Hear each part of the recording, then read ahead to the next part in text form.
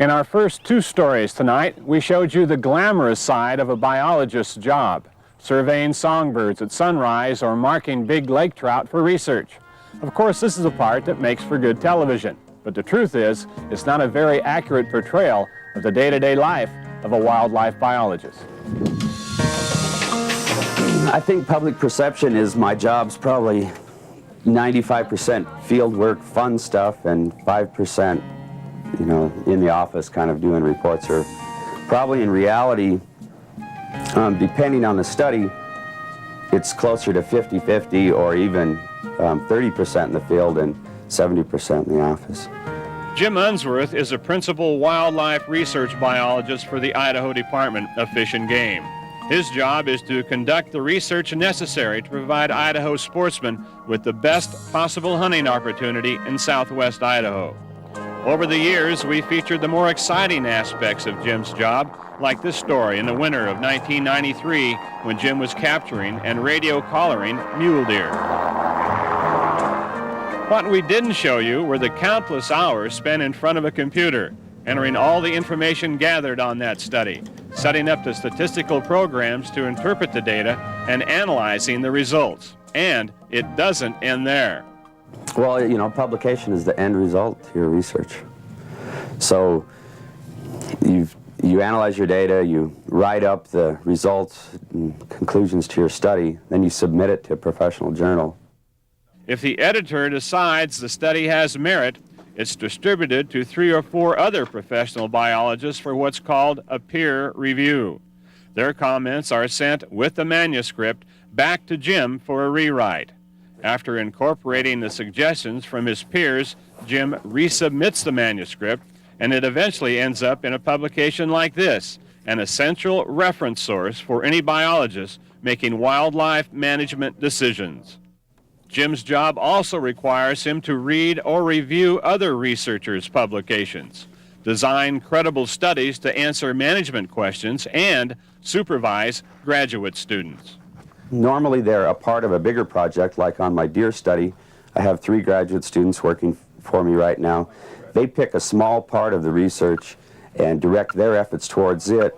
They help us with the bigger picture of the research, and then they get a degree out of the program. A master's degree has become virtually a requirement to be considered for a job like Jim's. 79% of the researchers and managers at the Idaho Department of Fish and Game have master's degrees, and Jim Unsworth is among the 15% who have gone on to earn a PhD. The Fish and Game Department does indeed have an incredible academic level of its workforce.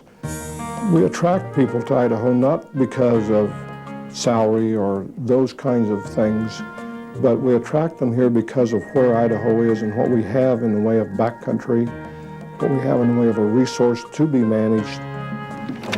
Hi, I'm from the Fish and Game Department. I'd like to ask a few questions today. How long have you guys been out fishing today? Dick Scully's years of experience as a fisheries research biologist, along with the training he acquired earning a PhD, provides a strong background for his present position as the fisheries manager for southeast Idaho. Did you catch any cutthroat today? Nope. Okay. I haven't seen one. Well, there's a few hiding out there. Today, he's out surveying anglers on Blackfoot Reservoir. It's about 19 and a half, and I think that's the important part of management, is being able to blend the biology with working with people.